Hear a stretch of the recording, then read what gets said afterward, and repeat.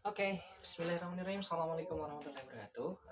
Sekarang ketemu lagi dengan Kang Ilyas ya. Pembelajaran hari ini kita lakukan secara virtual untuk mengantisipasi penyebaran penyakit COVID-19 ya. Kita mungkin sekarang sudah mulai fokus beranjak dengan dihapuskannya UN, berarti fokus sekarang langsung kita alihkan mengenai persiapan mengenai UTBK ya. Nah, bahasan yang akan kita bahas sekarang itu adalah mengenai posisi strategis Indonesia terhadap strategis Indonesia terhadap poros maritim dunia. Oke. Nah, mungkin kita semua sudah pernah dengar nih bahwa Indonesia itu adalah negara yang sebenarnya luar biasa. Beruntung sekali masyarakat yang tinggal di wilayah Indonesia. Kenapa sih? Banyak banget keuntungan-keuntungan yang ada di wilayah Indonesia. Nah, makanya kita jadikan salah satu bahasan nih mengenai posisi strategis Indonesia terhadap poros maritim dunia. Ada berapa banyak sih? Ada apa aja sih sebenarnya posisi strategis Indonesia itu? Nah, sebelum kita beranjak ke posisi strategisnya itu apa saja, kita lihat dulu nih dari Indonesia. Nah, jadi di Indonesia itu kita bagi ke dalam 3 buah pengaruh yang mempengaruhi kenapa Indonesia yang menjadi faktor mengapa Indonesia berada di posisi yang benar-benar strategis. Nah, 3 faktor tersebut diantaranya adalah yang pertama namanya adalah pengaruh unsur fisik. Pengaruh unsur fisik. Yang kedua, pengaruh unsur biotik.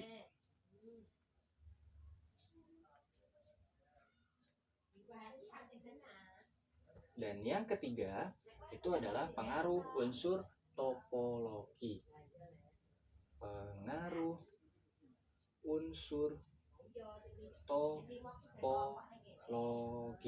Nah, 3 hal ini yang akan kita bahas di pertemuan kali ini ya. Jadi mengenai posisi strategis Indonesia apa saja sih gitu. Berdasarkan unsur fisiknya, berdasarkan unsur biotiknya, dan berdasarkan unsur topologinya. Oke, kita masuk ke bahasan yang pertama, pengaruh unsur fisik. Oke, nah kalau kita membahas mengenai pengaruh unsur fisik, apa sih yang menjadi unsur fisik wilayah Indonesia itu?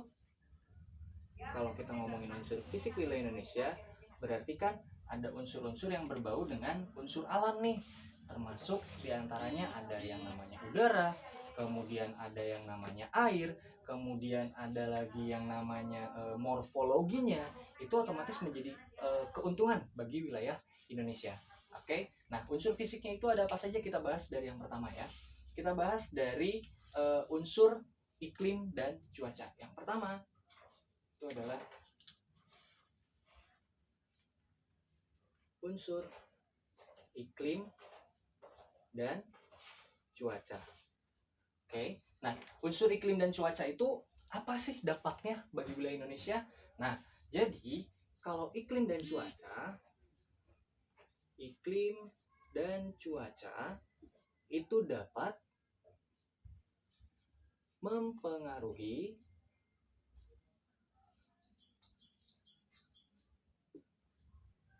jenis tanaman,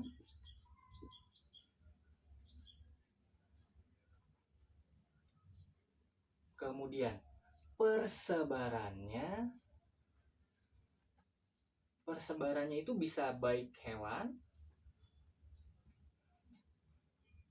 maupun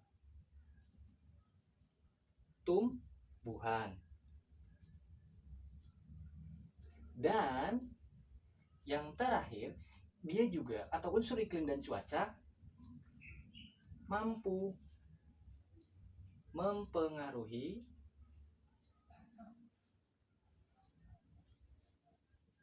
kebiasaan dan aktivitas masyarakat. Oke, kita bahas. Oke, iklim dan cuaca dapat mempengaruhi jenis tanaman persebarannya, baik hewan. Sorry, kita ulang. Jadi iklim dan cuaca itu mampu mempengaruhi persebaran maupun jenis dari jenis tanaman maupun jenis hewannya. Seperti kita ketahui, Indonesia itu dibagi, kalau kita membahas mengenai flora maupun fauna, kita bahas dari flora dulu deh. Flora Indonesia itu kan dibagi ke dalam 5 tipe ya. Mulai dari yang pertama hutan hujan tropis, kemudian dilanjut hutan musim, kemudian ada lagi sabana, kemudian stepa dan mangrove. Nah, kelima bioma tersebut itu kan dipengaruhi oleh unsur iklim dan cuacanya, mulai dari curah hujannya yang tinggi, kelembaban udara yang tinggi, sampai unsur curah hujan yang rendah maupun kelembaban udara juga yang rendah. Kemudian jenis hewan juga kita lihat. Jenis hewan di Indonesia itu kan dibagi menjadi 3 ya. Ada yang namanya asiatis, kemudian ada yang namanya peralihan, dan australis. Kalau kita kaji secara karakteristiknya, ketiga hal tersebut itu juga berbeda. Mulai dari hewan asiatis itu apa sih ciri-cirinya? Kebanyakan kan hewan asiatis itu adalah hewan mamalia berbadan besar. Kemudian ada lagi peralihan. Peralihan itu rata-rata adalah hewan endemik. Bagaimana lingkungan hidup hewan endemik itu juga. Kemudian ada lagi hewan australis. Bagaimana ciri-ciri hewan australis, yaitu mamalia berkantung, contohnya salah satunya, atau unggas yang berbulu indah. Dan mereka pun memiliki habitat atau lingkungan hidup yang berbeda-beda. Nah, otomatis kan secara tidak langsung berpengaruh terhadap persebaran baik flora maupun faunanya ya. Nah, kemudian yang terakhir, dan mampu mempengaruhi kebiasaan dan aktivitas masyarakat. Maksudnya Kang, oke, maksudnya gini, manusia itu, oh ya, kita balik ke materi kelas 10. Ada 2 buah sudut pandang yang namanya physis possibilis. Kita ulang, ada yang namanya physis possibilis dan physis determinis. Apakah itu physis possibilis? Physis possibilis itu adalah kehidupan masyarakat dipengaruhi oleh lingkungan sekitarnya. Sebagai contoh, masyarakat yang tinggal di wilayah pesisir pantai rata-rata berpakaian seperti apa? Mereka rata-rata berpakaian tipis, betul? Nah, kemudian pekerjaannya, masyarakat yang di wilayah pesisir pantai rata-rata sebagai apa? Nelayan, betul ya? Nah, begitupun sebaliknya, masyarakat yang tinggal di wilayah pegunungan rata-rata bagaimana jenis pakaiannya? Jenis pakaiannya otomatis mereka tebal-tebal, betul? Karena kondisi iklimnya rata-rata pegunungan, iklim pegunungan, otomatis suhu udaranya dingin. Berarti mereka menggunakan pakaian yang tebal.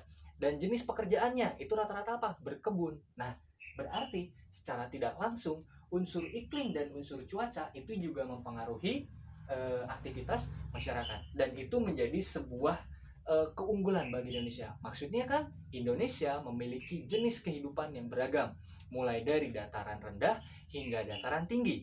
Itu salah satu keuntungan tinggal atau posisi wilayah Indonesia terhadap poros maritim di seluruh dunia. Itu ya, itu yang pertama. Sekarang yang kedua. Yang kedua, kita akan bahas mengenai unsur iklim dan cuaca ya. Ini yang pertama ya. Kita masuk unsur yang kedua. Unsur yang kedua itu adalah unsur air. Nah, setelah tadi membahas unsur unsur cuaca dan iklim, sekarang kita yang kedua masuk ke unsur air.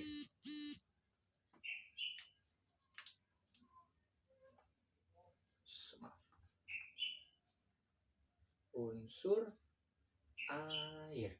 Nah, unsur air. Kalau kita membahas mengenai yang namanya air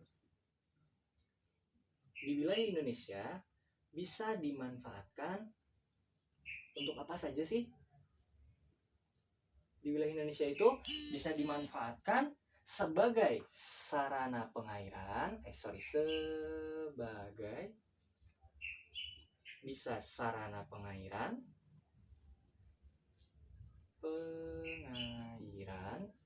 kemudian yang kedua bisa juga untuk sarana perikanan, kemudian yang ketiga bisa untuk pembangkit tenaga listrik,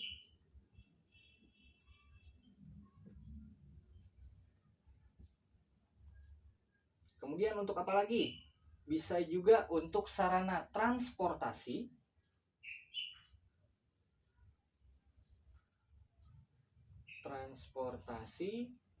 kemudian bisa juga untuk pariwisata,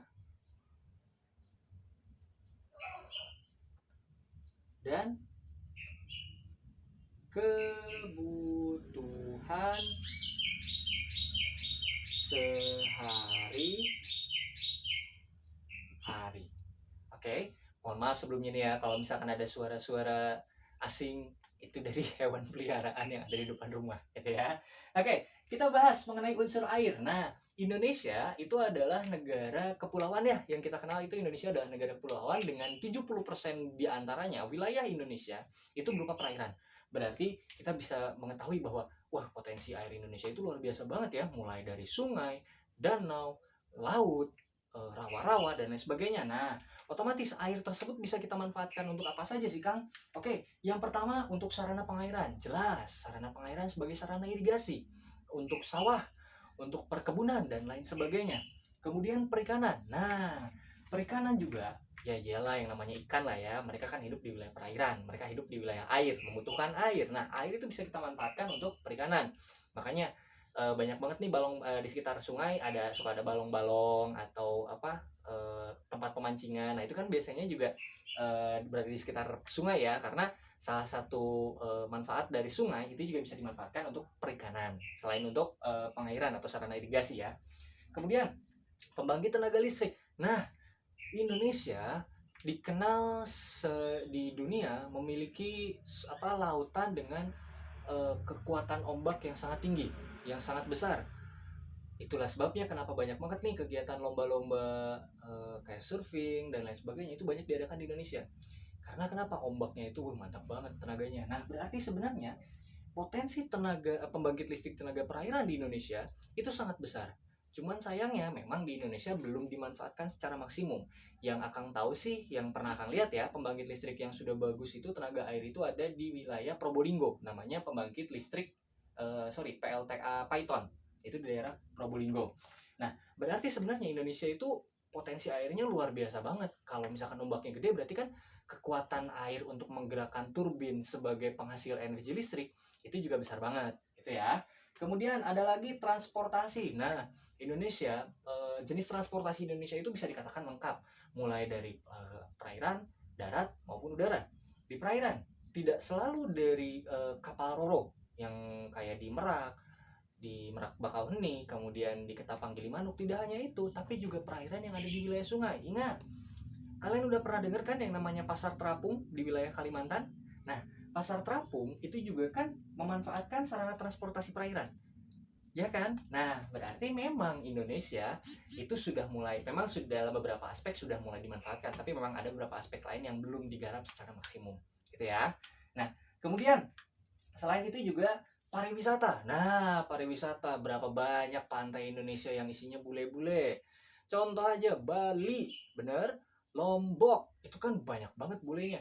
Jangan gak usah jauh-jauh, kalau di Pulau Jawa lihat aja Parangtritis, di Gunung Kidul, di Pangandaran, di Anyer. Itu kan perairan yang dijadikan objek wisata yang wah luar biasa banget. Kalau misalkan posisi Indonesia bener dong, berarti strategis itu di antara dua buah samudera yang arusnya itu luar biasa kuat. Berarti bisa menarik wisatawan, otomatis juga bisa menjadi sumber devisa bagi Indonesia gitu ya. Kemudian ada lagi pemenuhan kebutuhan sehari-hari. Kebutuhan sehari-hari untuk apa aja, Kang? Contoh untuk MCK, mandi cuci kakus, untuk minum, untuk masak nggak butuh air juga ya kan. Nah, itu adalah unsur air ya dalam pengaruh unsur fisiknya itu ya. Kemudian yang ketiga, kita lanjut yang ketiga. Kalau yang ketiga itu adalah unsur relief dan tanah. Nah,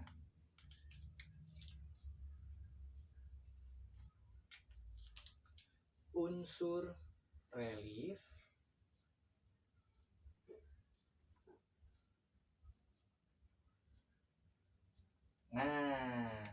oke. Kalau kita ngomongin relief maupun tanah, oke. Nah, relief dan tanah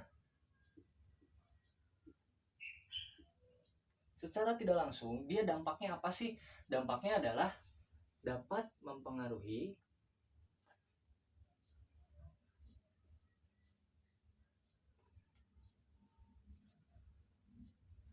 pola persebaran permukiman, kemudian juga teknologi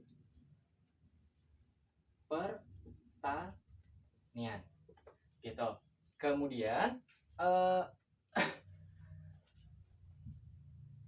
selain itu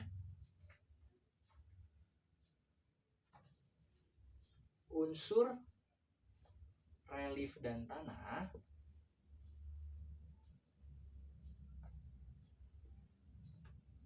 akan berpengaruh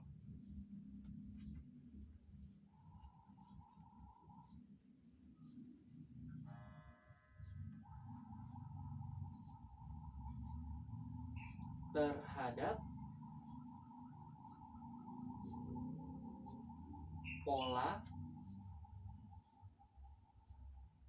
pengangkutan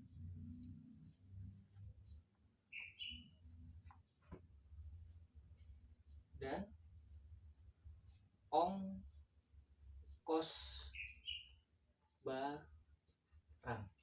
Oke, maksudnya sih Kang gimana? Oke, kita bahas unsur relief dan tanah. Relief dan tanah dapat mempengaruhi pola persebaran permukiman, juga teknologi pertanian. Jelas, kalau kita ngomongin pola permukiman, ada berapa pola permukiman yang umumnya kita ketahui? Ada 3 kan? Yang pertama itu adalah pola memusat. Yang kedua, pola menyebar. Dan yang ketiga, pola memanjang. Betul ya? Kalau pola memusat biasanya adanya di mana? Pola memusat itu ada di wilayah bisa perkotaan dengan ditandainya adanya klaster-klaster, komplek perumahan. Nah, itu berarti polanya memusat. Kemudian di mana lagi? Bisa juga kalau di wilayah pedesaan dekat pusat sarana pelayanan publik. Contoh, dekat puskesmas, dekat pasar, dekat kantor desa, dekat kantor polsek. Nah, itu biasanya pola permukiman juga mengelompok atau memusat. Atau juga bisa dekat sumber mata air. Contoh, dekat danau. Nah, itu juga biasanya dia memusat. Atau yang kedua, pola menyebar. Kalau menyebar, itu biasanya dia di wilayah dataran tinggi atau di wilayah kapur. Kenapa? Karena kan kita tidak mungkin dong membangun rumah di kemiringan lereng yang seperti ini. Ngagulitik, ngagulusur, kehandap, nu aya ya, longsor. Nah, otomatis dia setidaknya akan mencari wilayah yang landai. Sebenarnya bisa seperti ini, tapi kan otomatis harus dibuat landai dulu. Ya kan, otomatis membutuhkan usaha yang ekstra, biaya yang lebih, tapi resiko kebencanaan tetap akan tinggi. Oleh karena itu, alangkah baiknya membangun wilayah permukiman itu di wilayah yang sedikit lebih landai atau lebih rendah. Begitupun di wilayah pegunungan kapur. Pegunungan kapur itu kan terdapat di wilayah koral-koral nih. Kalau koral itu kan biasanya tajam-tajam ya. Mau mungkin atulah keluar rumah nincak jalan langsung berdarah, ya kan? Nah, otomatis dia akan mencari wilayah yang sedikit lebih landai. Atau juga koral itu biasanya kan kalau di wilayah kapur dia agak susah ya untuk airnya. Berarti kan dekat cenderungnya juga ke sumber mata air juga ya, kayak danau kayak gitu sih. Tapi bukan berarti dia mengelompok gitu. Berbeda ya. Nah, terus jenis atau teknologi pertanian. Jelas teknologi pertanian. Kalau misalkan teknologi pertanian yang landai, dia kan tidak perlu membuat terasering ya. Iya betul nggak? Nah, kalau reliefnya dia berbukit, berlembah, kemiringan lereng curam, otomatis kan kalau kita ngomongin pola pertanian ada beberapa kemungkinan. Apakah akan membuat terasering ataukah membuat kontur farming? Kontur farming kan naon Kang? Kontur farming itu adalah pola penanaman yang mengikuti atau sejajar dengan garis kontur, tidak memotong garis kontur. Karena kalau memotong garis kontur otomatis akan menjadi bidang luncur air. Kemungkinan erosinya akan semakin tinggi. Gitu ya. Paham sampai sini ya? Kemudian selain itu, unsur relief dan tanah akan berpengaruh terhadap pengangkutan dan ongkos barang. Nah, biasanya kalau kita ngomongin relief semakin sulit, biaya angkut barangnya semakin susah nggak sih? Semakin mahal nggak sih? Semakin mahal kan? Karena kenapa? Kesulitannya itu juga otomatis semakin tinggi. Betul? Oleh karena itu, itulah sebabnya kenapa rata-rata kalau ngangkut sayuran dari wilayah pegunungan banyaknya bukan pakai truk tapi pakai kol buntung. Karena kenapa? Tingkat kesulitannya kalau truk harus naik ke atas berat, ya kan? Dari ongkos barangnya otomatis lebih besar. Karena kenapa? Kalau pakai truk mungkin sekali angkut, tapi karena nggak muat akhirnya mau nggak mau pakai kol buntung. Kol buntung bolak-balik berapa kali, ongkosnya berapa kali. Nah, otomatis dia akan mempengaruhi biaya angkut barang dan pola pengangkutan barang. Itu ya. Oke, nah lanjut. Ini baru unsur yang ketiga. Unsur yang keempat sekarang nih. Unsur yang keempatnya, ada 4 unsur jadinya. Oke, unsur yang keempat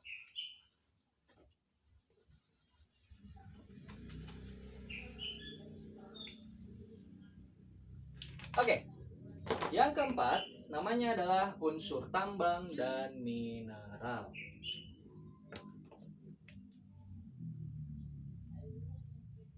Unsur tambang dan mineral. Oke, penjelasannya gimana Kang kalau unsur tambang dan mineral? Gini, potensi ketersediaan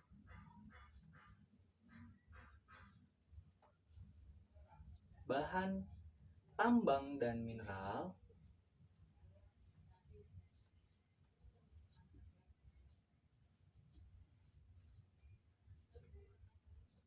akan berpengaruh terhadap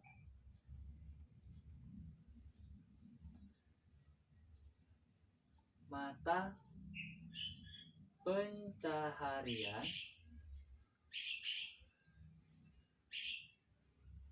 masyarakat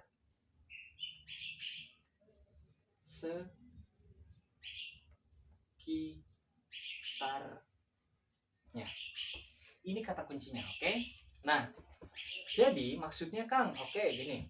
Kalau misalkan ada sebuah wilayah, taruhlah kita ambil wilayah Papua, oke? Papua terkenal ada barang tambang nggak sih? Ada kan? Tambang yang terkenal di wilayah Papua apa? Tambang emas, betul? Nah, otomatis dengan tersedianya tambang emas di wilayah Papua, otomatis akan mempengaruhi mata pencarian masyarakat itu akan terjun ke wilayah tambang tersebut. Intinya kata kuncinya adalah dengan tersedianya bahan tambang, masyarakat akan mencari nafkah atau bekerja atau bermata pencarian di wilayah tambang tersebut. Begitupun sebaliknya, apabila tidak terdapat potensi tambang di wilayah tersebut, masyarakat akan bekerja di wilayah atau di aspek yang lain. Bisa dari aspek perdagangan kah? Atau misalkan bisa saja di bidang jasa ataupun pelayanan, sebagai contoh di kota atau di Bandung atau di Jakarta. Ada nggak bahan tambang di sana? Tidak ada kan? Tapi masyarakatnya bekerja di sektor yang lain. Sektor perdagangan kah? Di pasar atau di mall atau dimanapun, atau pelayanan maupun jasa gitu. Jadi intinya ketersediaan unsur tambang dan mineral akan mempengaruhi jenis mata pencarian masyarakatnya. Apabila tersedia suatu tambang A atau mineral A, otomatis masyarakatnya akan bermata pencarian terfokus di hal tersebut. Gitu ya. Paham? Oke. Nah, ini adalah pengaruh unsur fisik dari posisi strategis Indonesia terhadap poros maritim dunia. Gitu ya. Oke. Oke. Setelah membahas pengaruh unsur fisik nih ya, unsur fisik ini udah selesai. Sekarang kita masuk bahasan yang kedua, yaitu pengaruh unsur biotik. Berarti kalau kita ngomongin pengaruh unsur biotik, apakah yang akan kita bahas? Betul, yang akan kita bahas itu adalah mengenai makhluk hidup atau unsur-unsur biotik. Gitu ya, unsur biotik kan makhluk hidup ya. Oke. Nah, penjelasannya gimana Kang kalau pengaruh unsur biotik? Nah, yang seperti yang tadi Kang sudah jelaskan ya. Jadi Indonesia itu kan memiliki keanekaragaman hayati yang lumayan sangat banyak, baik dari flora maupun fauna. Nah, kesemuanya, jadi unsur biotik tersebut baik flora maupun fauna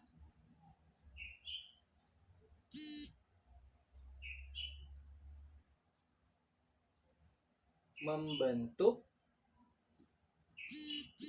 sebuah sistem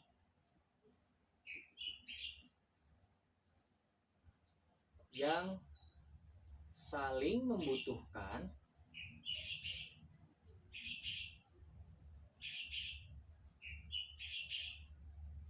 satu sama lainnya.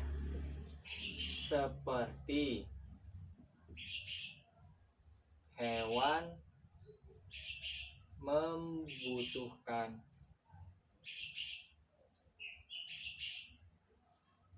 tanaman untuk makan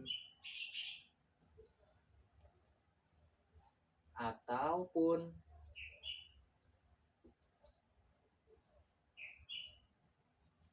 manusia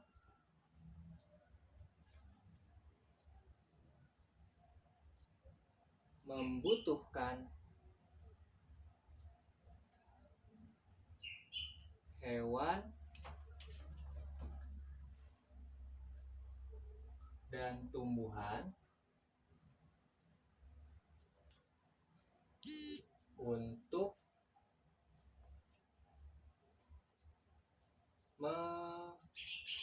memenuhi kebutuhannya. Kebutuhannya akan apa saja, Kang? Bisa kebutuhan untuk makanan, bisa untuk pakaian, maupun obat-obatan. Atau juga bisa juga tempat tinggal.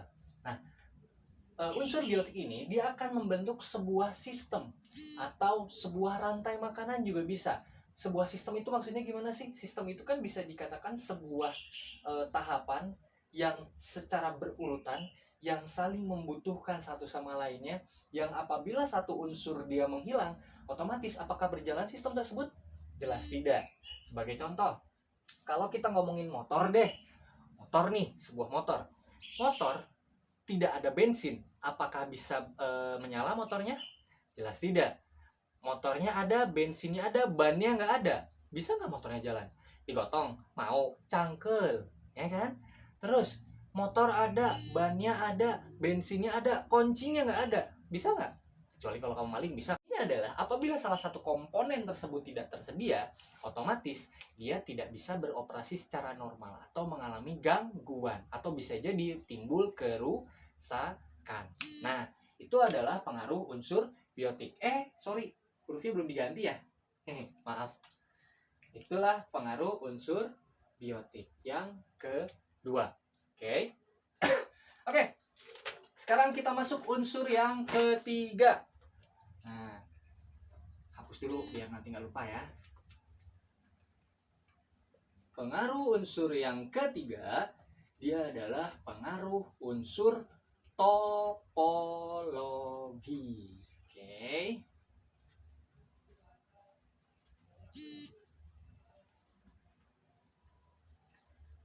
Oke. Pengaruh unsur yang ketiga namanya adalah pengaruh unsur topologi. Oke. Apa itu, Kang, pengaruh unsur topologi? Pengaruh unsur topologi itu berisi 3 buah komponen. Komponen yang pertama itu adalah berdasarkan letak astronomisnya. Oke. Yang kedua berdasarkan letak geografisnya. Dan yang ketiga berdasarkan letak geologisnya. Oke. Nah, sekarang unsur topologi ini sebenarnya banyak materinya, cuman tidak akan tuliskan. Cuman kalian karena ini berupa video, kalian bisa putar berulang-ulang. Nanti kalian catat dari apa yang akan ucapkan. Oke, kita mulai. Pengaruh unsur topologi yang pertama itu berdasarkan letak astronomisnya. Letak astronomis. Oke. Coba diingat-ingat, berapakah letak astronomis Indonesia? Coba kalian ingat. Mungkin di antara kalian ada yang ingat atau ada yang lupa. Banyaknya yang moga aja yang ingat ya. Oke. Nah, letak astronomis Indonesia itu berada pada 6 derajat lintang utara sampai dengan 11 derajat lintang selatan. Kemudian ada lagi yang 95 derajat bujur timur sampai dengan 141 derajat bujur timur. Oke. Nah, 6 derajat lintang utara sampai 11 derajat lintang selatan, 95 derajat bujur timur sampai dengan 141 derajat bujur timur. Apakah dampak yang dihasilkan dari letak astronomis Indonesia yang ada di wilayah ini? Pertama, Indonesia berada di wilayah Khatulistiwa atau zona Khatulistiwa. Itu suatu keuntungan nggak? Jelas suatu keuntungan. Kenapa, Kang?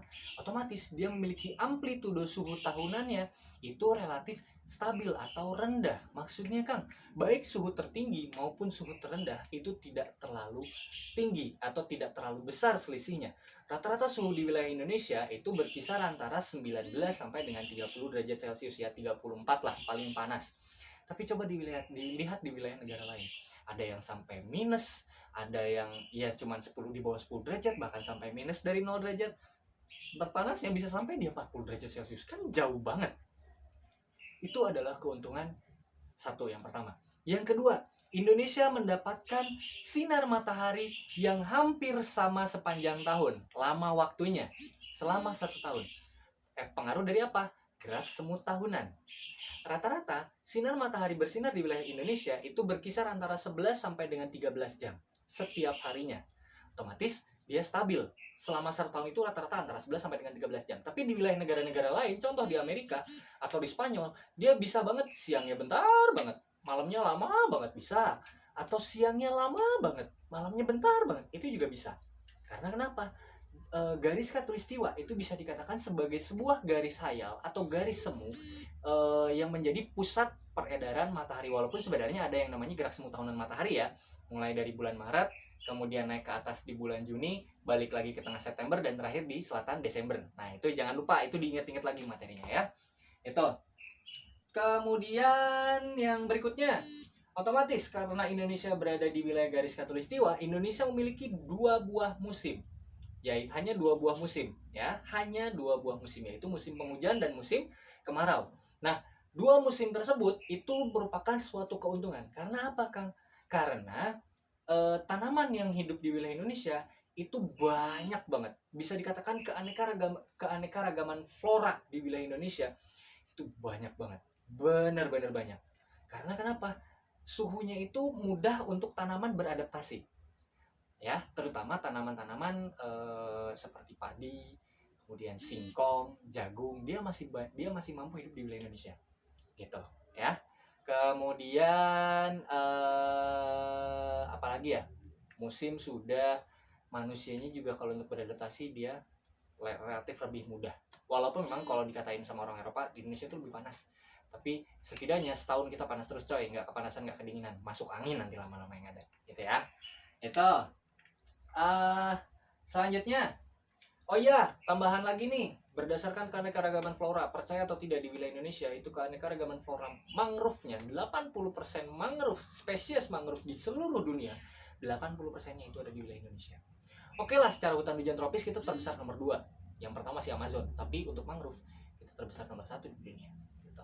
Ya. Oke.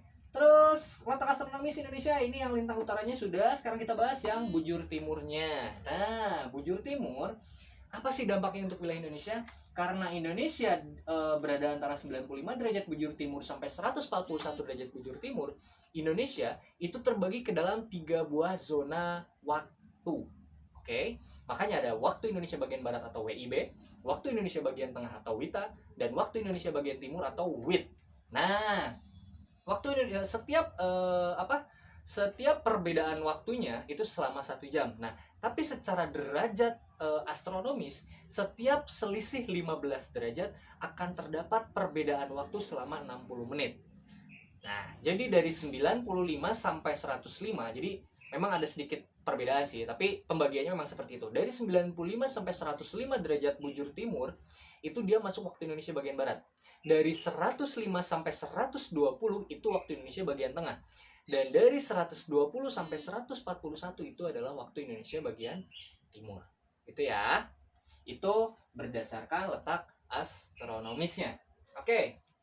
Kemudian yang kedua, berdasarkan letak geografisnya. Nah, letak geografisnya mungkin kalian semua sudah sering akan tanya ya. Dan kalian juga mungkin sudah paham sekali. Letak geografis Indonesia itu seperti apa? Dia berada di antara 2 benua dan 2 samudra. Oke? Indonesia berada di antara 2 buah benua dan 2 buah samudra. Benua apa sih itu? Ada yang namanya benua Asia dan Australia, dan 2 buah samudra, Samudra Hindia dan Samudra Pasifik. Apakah keunggulannya? Apakah keuntungannya bagi wilayah Indonesia? Sudah sangat jelas. Indonesia berada di jalur lalu lintas perdagangan dunia. Dari manapun perdagangannya itu bisa jadi mereka transit di Indonesia. Makanya pemerintahan Pak Presiden Jokowi itu selalu mencanangkan yang namanya tol laut. Tol laut teh naon sih Kang? Jadi di setiap pelabuhan itu mempercepat arus bongkar muat barang, sehingga banyak kapal yang bisa transit di Indonesia. Kalau misalkan ngirim ke Indonesia, dibongkarnya cepat, mereka langsung disebarkan ke wilayah lain. Atau kalau misalkan dari Indonesia mau ngirim keluar, dimuatnya ke dalam kapal cepat, sehingga kapal tersebut bisa cepat untuk berangkat untuk mengekspor barang-barang. Ataupun dari luar misalkan nih dari Amerika pengen ngirim ke Australia, transit dulu di Indonesia, parkir dulu tuh, numpang istirahat dulu, baru dilanjut ke Australia. Bongkar muat tetap harus dilakukan gitu. Oke. Nah, berarti itu suatu keuntungan. Menjadi sumber apa? Jelas sumber devisa dong, karena setiap kapal yang bersandar di wilayah Indonesia pasti ada retribusinya dong. Nah, atau istilahnya mah biaya parkir lah ya, pajak parkir atau bea cukai. Nah, seperti itu keuntungan yang pertama. Keuntungan yang kedua, kalau misalkan menjadi pusat jalur lalu lintas perdagangan dunia, berarti kemungkinan kekayaan kebudayaan di wilayah Indonesia itu sangat tinggi sekali. Karena kenapa? Sebagai contoh, ada negara, misalkan negara Amerika datang ke Indonesia, mereka untuk transit atau untuk mengekspor barang dari mereka. Orang Amerika tersebut datang ke Indonesia pastinya kan, berarti orang Amerika tersebut datang ke Indonesia, apakah mereka memiliki kebudayaan sendiri? Pastinya punya. Apakah mereka membawa kebudayaan tersebut ke Indonesia? Jelas pasti akan mereka bawa. Nah, apakah nantinya akan disosialisasikan ke Indonesia? Bisa jadi. Sehingga akan ada kemungkinan Indonesia mendapatkan kebudayaan yang baru. Terkumpullah berbagai macam kebudayaan dari seluruh dunia di wilayah Indonesia. Sehingga timbullah yang namanya akulturasi. Akulturasi asimilasi ya? Akulturasi atau asimilasi? Ya, antara dua itu. Asimilasi ya? Akulturasi. Penggabungan kebudayaan internasional dengan kebudayaan Indonesia, tapi tanpa menghilangkan unsur kebudayaan Indonesia. Contoh aja yang simpel, martabak. Siapa sih yang nggak tahu martabak? Siapa sih yang nggak suka martabak? Ya mungkin ada sih, tapi ya Allah, jahat banget gak suka martabak. Martabak itu kan makanan dari mana coba? Dari India kan? Tapi bisa bergabung dengan lidahnya orang Indonesia. Nah, itulah keuntungan Indonesia. Itulah keunggulan Indonesia dari letak geografisnya. Gitu. Paham ya? Oke, sekarang yang ketiga. Yang ketiga itu berdasarkan letak geologis.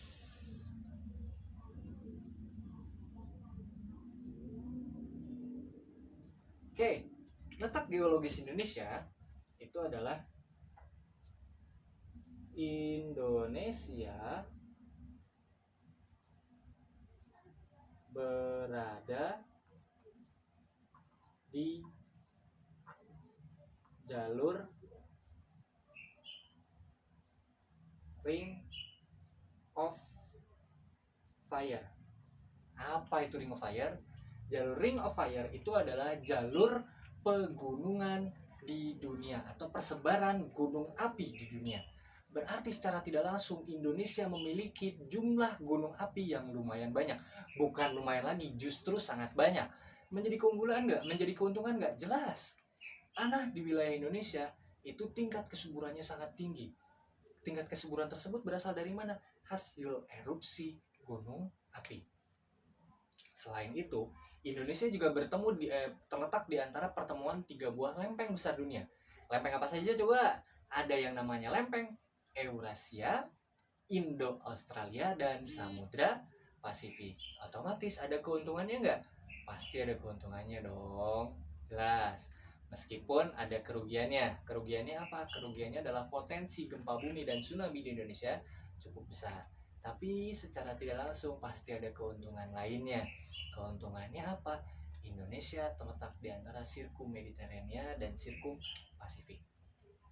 Oke, tapi yang paling sering keluar itu adalah Indonesia berada di jalur Ring of Fire, sehingga Indonesia memiliki tingkat kesuburan tanah yang cukup tinggi. Oke, nah ini adalah pengaruh unsur topologi berdasarkan posisi strategis Indonesia terhadap poros maritim dunia.